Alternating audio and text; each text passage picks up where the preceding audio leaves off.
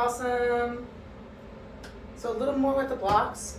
One of my favorite drills are slide throughs. So the idea with this is that we're going to place our hands on the blocks. We're going to be moving both from the back, from plank, but now not only through, but actually through, sliding through on the heels, lifting through the hips. And so what's really important is that we focus on how and where we're pressing with our hands. I might suggest trying this first at a lower level. The lower level is going to be more difficult because it requires more compression, squeezing your chest through to your knees as they come through. Higher level, you gain almost double the height, but there's definitely way more of a chance of moving the block or having the block tip one way or another as your feet come through and your chest comes forward. So just move slow, really explore what works for you. And I think the most important thing here is really just feeling each part of the movement. This is a drill that is made to really increase your proprioception, your awareness of where your body is in space and where your body is in relation to itself. And kind of like the slower you move, the more in touch you can be with the intricacies of, okay, if I press into my hand and lock out my shoulders, that's there, that's solid, that's isolated. So now this move of sliding is coming from sucking in through my belly to the spine, like oohing out and bottom of that. And at the same time, you're using the connection of the feet with the floor to slide the hips up. When your knees come through, there's a point where your hands take over even more because now you're fully stacked.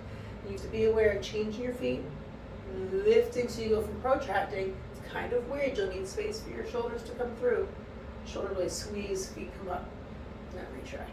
So I'm going to try it first here just to show you with the low. We can see what kind of space we have, and then I'll show once on high. All right, so come back to plank.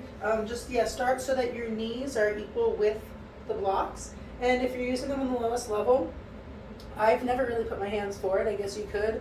I usually put my hands, you actually have the space here to put many of us do. To put our hands full, you can even grab to the side. Whatever makes you feel like you have the strongest connection and ability to lock up through your arms and find that stability to move through. All right, so slide back through your toes into plank. Press into the tops of your toes. Press into your hands so you see your your elbow pits move forward. And so you feel your shoulder blades move away from your spine. So you feel that protraction. Look out ahead of you, take a deep breath in. On the exhale, press into your hands, press it into the floor. Suck up through the hips. Squeeze the thighs towards the chest. Slowly coming through. Your hips will come down. Your feet can either come to a float or you slide your feet forward. Drive your hips up, your chest up, your head back. To return, you're going to tuck your chin. Begin to bring your hips back, slide back through your feet.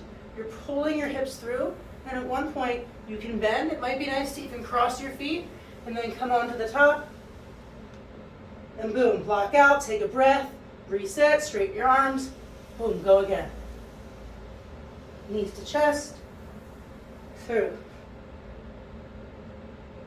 Tuck the chin, slide the hips back, press into the hands. Now you're protracting, bend the knees, feet come through, back. And just to show you one more time, you could, if you have space, do this almost piked. You'll have more space to do that on the upper level. Bring back, hips, feet, and you'll feel your gaze kind of move from here down. Really pay attention to where you're looking. That'll allow you to kind of just be with where you're at. Awesome. So take a break. If you need to, feel free to pause this. We're just going to go right into the same slide throughs with the higher block. So now again, readjust your blocks, bring them to the highest level. Knees will be at the front, equal to your blocks. Here, I like to grab them 2 or 3 fingers forward. One thumb on the inside, and then the other outside finger, the pinky on the outside. So like, it's either going to look like that, or that. All right, and that allows me to not only push down, but grip the block with my fingers, which allows, as I pull it back, this finger pad, as if I had like claws that I was like rearing back to kind of strike with. You're striking the block in that fashion. You're rearing back to get more connection here through the pad of your hands, which gives you more extension through your arms and just more stability there. and the ability to access everything else and move through. So same thing here, I'm gonna do some slide throughs.